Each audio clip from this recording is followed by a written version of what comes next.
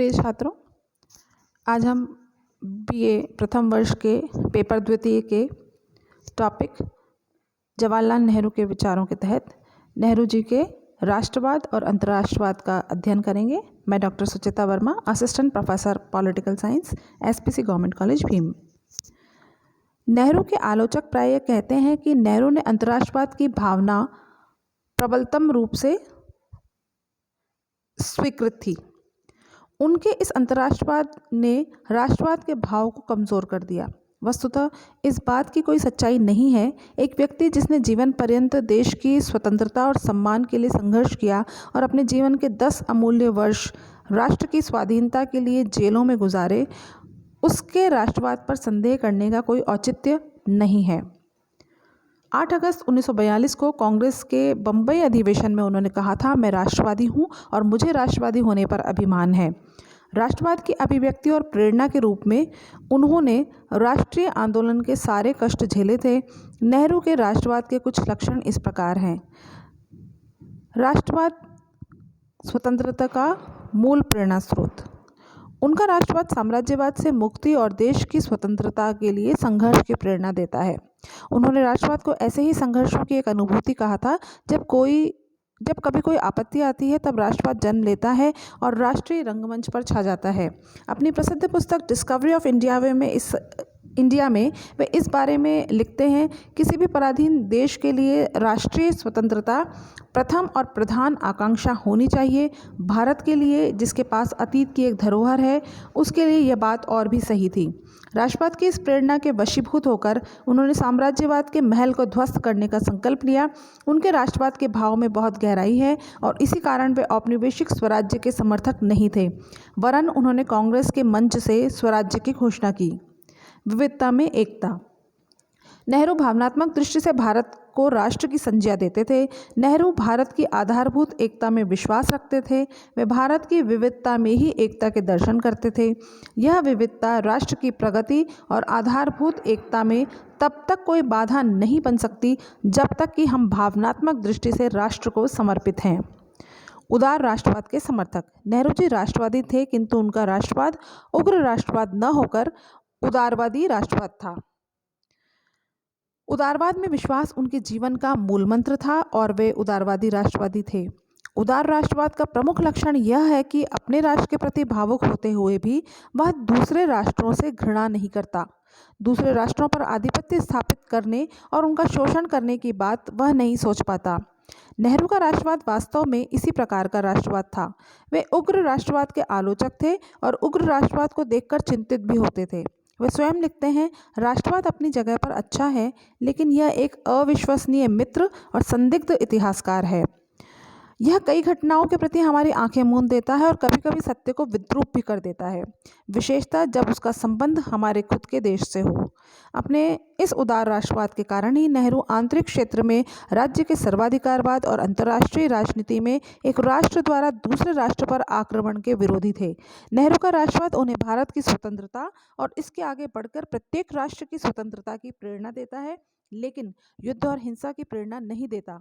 किसी के प्रति घृणा और द्वेष के पाठ को नहीं पढ़ाता। धार्मिक या हिंदू राष्ट्रवाद से मुक्त और धर्मनिरपेक्ष राष्ट्रवाद के समर्थक। राष्ट्रीय आंदोलन के काल में लोकमान्य तिलक, विपिन चंद्र पॉल और अरविंद घोष ने धार्मिक राष्ट्रवाद या हिंदू राष्ट्रवाद का प्रतिपादन किया था, लेकिन नेहरू को राष्ट्रवाद संबंधी इस धार्मिक दृष्टिकोण से कोई लगाव या सहानुभूति नहीं थी। वह इसे प्रतिक्रियावादी धारणा मानते थे। उनका राष्ट्रवाद धर्मनिरपेक्षता के आदर्श पर आधारित है और इसी कारण वे किसी भी समय हिंदू मुस्लिम प्रश्न पर उग्र भाव नहीं रखते थे। सन 1929 में लाहौर कांग्रेस के अध्यक्ष पद से अपने भाषण में धार्मिक सद्भाव पर बल देते हुए उन्होंने कहा था, मुझे धर्म की कट्टरता और रूढ़ियाँ पसंद नहीं। मुझे खुशी है कि अब वे कमज़ोर पड़ रही हैं। मैं किसी भी शक्लो सूरत में फ़िरका परस्ती का हामी नहीं हूँ। मैं इस बात का समर्थन नहीं कर सकता किसी जाति या धर्म के नाम पर सियासी और माली हक निर्भर करने चाहिए। धर्म की आज़ादी के हक और किसी की संस्कृति के हक की बात तो मुझे बिल्कुल ठीक जचती है और ख़ासकर हिंदुस्तान में तो इन हकों को हमेशा से मंजूर भी किया जाता रहा है। हमें उन्हें अर्थात अल्पसंख्यकों को ज़ुबान से भी और अपने कामों से भी इस बात का पूरा यकीन कराना होगा कि उनकी संस्कृति और उनके रीति रिवाज की हिफाजत होगी। उन्होंने जीवन पर्यंत अपने विचारों और कार्यों में इस धर्मनिरपेक्ष राष्ट्रवाद को संपूर्ण अंशों में संजोए रखा। सांप्रदायिकता के प्रबलतम विरोधी। उनके इस धर्मनिरपेक्ष राष्ट्रवाद ने उन्हें सांप्रदायिकता की भावना का प्रबलतम विरोधी बना दिया था। वे विदेशी शासन और सांप्रदायिकता के भाव को एक दूसरे से जुड़ा हुआ मानते थे। उनका कहना था कि विदेशी शासन ने सांप्रदायिकता के भावों को जन्म दिया और सांप्रदायिक तत्व विदेशी शासन को निरंतर बनाए रखना चाहते थे, जिससे वे अन्य लोगों के मूल्यों पर अपने संप्रदाय के लिए सब कुछ प्राप्त करते रहें। सांप्रदायिकता और विदेशी शासन के गठजोड़ का परिचय इस तथ्य से मिलता है कि सांप्रदायिक तत्व न तो भारत की पूर्ण स्वाधीनता की बात करते हैं, न अधिराज्य स्थिति की मांग को ही प्रस्तुत करते हैं। यद्यपि ये सांप्रदायिक संगठन धार्मिक समूहों से संबंधित होते हैं तथा धर्म के नाम पर दुरुपयोग करते हैं, लेकिन इन्हें धार्मिक नहीं कहा जा सकता क्योंकि धर्म की मूल भावना के विरुद्ध है। इसी कारण ये संगठन भूतकालीन संस्कृति का चाहे कितना भी बखान क्यों न करें, लेकिन इन्हें सांस्कृतिक संगठन की संज्ञा नहीं दी जा सकती। उनके उपदेशों तथा कार्यों में नैतिकता तथा आचार शास्त्र का नितांत अभाव है, अतः इन्हें नैतिक समूहों में भी सम्मिलित नहीं किया जा सकता। इनका कोई आर्थिक कार्यक्रम भी नहीं है। यद्यपि अधिकांश सांप्रदायिक संगठन अपने आप को गैर राजनीतिक करार देते हैं, किंतु नेहरू के अनुसार वास्तविकता यह है कि ये सांप्रदायिक संगठन राजनीतिक तरीके से कार्य करते हैं और इनकी मांगें राजनीतिक ही होती हैं। इस कारण ये सांप्रदायिक संगठन संकुचित और छद्मवेश के राजनीतिक संगठन हैं। सांप्रदायिकता को नेहरू ने मिथक की संज्ञा दी और विचार व्यक्त किया कि इस मिथक को समाप्त करने के लिए दमन की उतनी उपयोगिता नहीं है जितनी भय की भावना के निवारण तथा हितों को दूसरी दिशा देने की है। मुसलमानों के हृदय में भय की भावना दूर करने तथा उन्हें प्रत्येक प्रकार की सुरक्षा प्रदान करने की आवश्यकता है। नेहरू के अनुसार सांप्रदायिकता की समस्या का मूल कारण मध्यम वर्ग में व्याप्त निर्धनता और बेरोजगारी की समस्या है। सांप्रदायिकता की आड़ में अपने लिए नौकरियां प्राप्त करने और आर्थिक हित साधन का प्रयत्न किया जाता है। इन सांप्रदायिक तत्वों को मिटाने के लिए नेहरू ने आर्थिक स्वतंत्रता की आवश्यकता और आर्थिक विकास पर बल दिया। उनके अनुसार राजनीतिक स्वतंत्रता तो आवश्यक है ही, किंतु आर्थिक स्वतंत्रता के बिना सांप्रदायिकता नष्ट नहीं की जा सकती।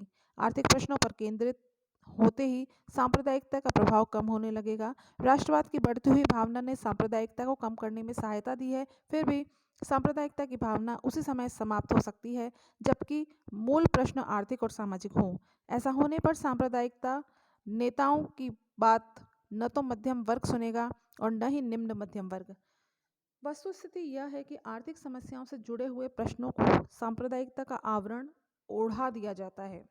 भारत में सांप्रदायिकता के प्रसंग में ब्रिटिश शासन की भूमिका का उल्लेख करते हुए नेहरू कहते हैं कि ब्रिटिश शासन ने सांप्रदायिक संगठनों की स्थापना में सहयोग देकर और सांप्रदायिक प्रतिनिधित्व की व्यवस्था पर सांप्रदायिकता को प्रोत्साहित किया है। एक उचित राजनीतिक व्यवस्था के अंतर्गत सांप्रदायिक संगठनों और सांप्रदायिक प्रतिनिधित्व के लिए कोई स्थान नहीं हो सकता। नेहरू जीवन पर्यंत और अपनी पूरी शक्ति के साथ सांप्रदायिकता के विरोध में संलग्न रहे। नेहरू का अंतर्राष्ट्रवाद। नेहरू के लिए राष्ट्रवाद का अर्थ भारत की स्वतंत्रता ही नहीं था, वरन विश्व मानवता की सेवा भी था। इस प्रकार नेहरू का राष्ट्रवाद एक उदार, सतर्क और मर्यादित मनोवृत्ति है, जो एक प्रकार से समस्त विश्व और मानवता के प्रति श्रद्धा व्यक्त करने का माध्यम रहा है। स्वयं नेहरू के शब्दों में यह सहिष्णु और सृजनात्मक राष्ट्रवाद है, जो अपने में और अपनी जनता की प्रतिभा में आस्था रखते हुए एक अंतर्राष्ट्रीय विश्व व्यवस्था की स्थापना में अपनी पूरी भूमिका अदा करता है। पंडित नेहरू उदार राष्ट्रवादी थे और एशियाई तथा अफ्रीकी जनता की राजनीतिक तथा आर्थिक स्वतंत्रता की आकांक्षा के प्रमुख वक्ता थे। इस प्रकार एक महान राष्ट्रवादी होने के साथ साथ नेहरू महान अंतर्राष्ट्रवादी भी थे। भारतीय स्वतंत्रता संग्राम के उत्तर काल में उन्होंने भारतीय राष्ट्रीय कांग्रेस को उदार अंतर्राष्ट्रवाद की ओर उन्मुख कर दिया। उनका कहना था कि अब संकीर्ण राष्ट्रवाद का युग लद गया है। उन्हीं के शब्दों में, विश्व का अंतर्राष्ट्रीयकरण हो चुका है, उत्पादन अंतर्राष्ट्रीय है, बाजार अंतर्राष्ट्रीय हैं तथा परिवहन अंतर्राष्ट्रीय है। मनुष्य के विचार एक रूढ़ि पर आधारित हैं जिनकी आज कोई कीमत नहीं है। कोई राष्ट्र वास्तव में स्वावलंबी नहीं है, वरन सभी एक दूसरे पर निर्भर हैं। नेहरू के इस शब्दों में यह संदेश निहित है कि मानव जाति को अंतर्राष्ट्रीयता की मानसिकता ग्रहण करनी होगी, तभी हम समय के साथ चल सकेंगे। सन 1927 में ब्रुसेल्स सम्मेलन में विश्व के विभिन्न राष्ट्रों से आए हुए प्रतिनिधियों के साथ संपर्क के बाद वे इस निष्कर्ष पर पहुंचे थे कि भारत की विविध समस्याएं विश्व के विभिन्न देशों की समस्याओं से मिलती जुलती हैं। अतः इन समस्याओं को हल करने के लिए विश्व के विभिन्न देशों के साथ मिलजुल कर प्रयास किए जाने चाहिए। अपनी प्रसिद्ध पुस्तक भारत की एकता में वे लिखते हैं, हम भारत के लोग एक विश्व व्यवस्था में सहर्ष सहयोग देने, एक सामूहिक सुरक्षा की व्यवस्था में एक दूसरे के साथ मिलकर एक सीमा तक अपनी राष्ट्रीय संप्रभुता का परित्याग करने के लिए भी तैयार रहेंगे। परंतु ऐसा केवल तभी संभव हो सकता है जबकि हम शांति और स्वतंत्रता के आधार पर संगठित हों। नेहरू अंतर्राष्ट्रवाद और राष्ट्रवाद को एक दूसरे के प्रतिकूल प्रवृत्तियां नहीं वरन एक दूसरे की सहायक प्रवृत्ति मानते हैं। अंतर्राष्ट्रवाद के लिए आवश्यक है कि विश्व के सभी राष्ट्रों को राष्ट्रीय स्वतंत्रता की स्थिति प्राप्त हो। इस प्रकार नेहरू का अंतर्राष्ट्रवाद राष्ट्रवाद की भावना से अनुप्रेरित था। उन्होंने इस बात पर बल दिया कि राष्ट्रवादी हुए बिना हम अंतर्राष्ट्रवाद के लक्ष्य को प्राप्त नहीं कर सकते। भावुकता और विवेकशीलता से भरी गहरी देशभक्ति ने नेहरू को राष्ट्रवादी बना दिया, तो मानवता ने उन्हें समस्त विश्व के लिए शांतिमय सह अस्तित्व के आदर्श का प्रतिपादक भी बना दिया। उन्होंने ऐसे राष्ट्रवाद का सदैव विरोध किया जो अपने चरम सीमा पर पहुंचकर अंतर्राष्ट्रवाद का विरोधी बन जाए।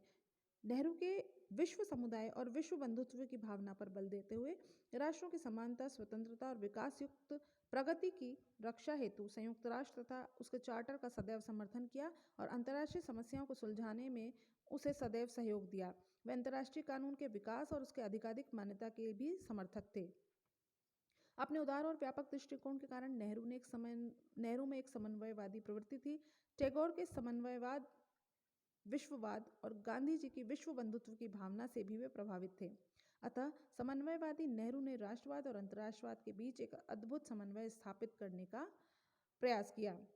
अब हम देखते हैं कि अंतर्राष्ट्रीयवाद में नेहरू जी का क्या योगदान है। अंतर्राष्ट्रवाद के क्षेत्र में वैचारिक दृष्टि से और व्यवहार की दृष्टि से नेहरू ने दो महत्वपूर्ण योगदान है। उनकी विवेचना के बिना नेहरू जी का अंतर्राष्ट्रवाद अधूरा रहेगा। इसमें प्रथम है गुटनिरपेक्षता की विदेश नीति और दूसरा है पंचशील के सिद्धांत।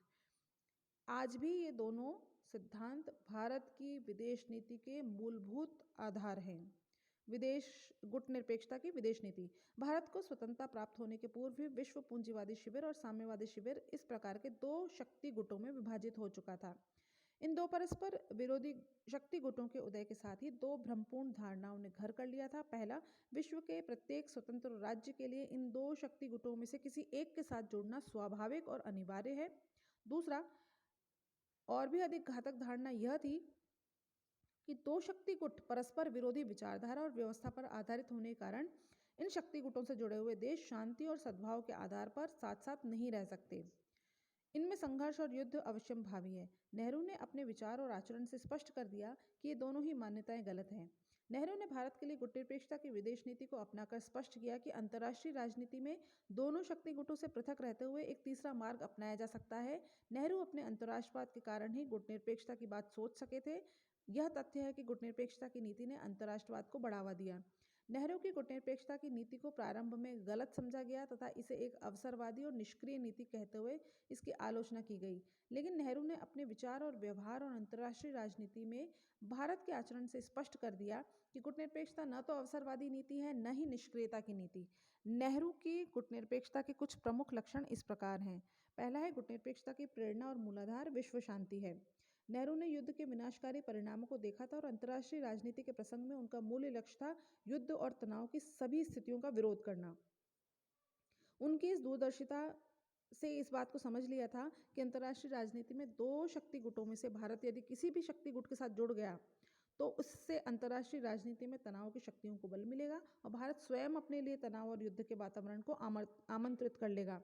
नेहरू मानवतावादी और विश्व शांति के उपासक थे। उन्होंने सत्य रूप में यह सोचा कि भारत अपनी गुटनिरपेक्षता के बल पर दो परस्पर विरोधी शक्ति गुटों के बीच उनको समीप लाने का कार्य करेगा और स्वयं अपने लिए शांति और तनाव से मुक्ति प्राप्त करेगा। व्यवहार के अंतर्गत भारत ने गुटनिरपेक्षता के बल पर कोरिया, साइप्रस, कांगो आदि विवादों में शांति स्थापित करने वाले देश की भूमिका निभाई।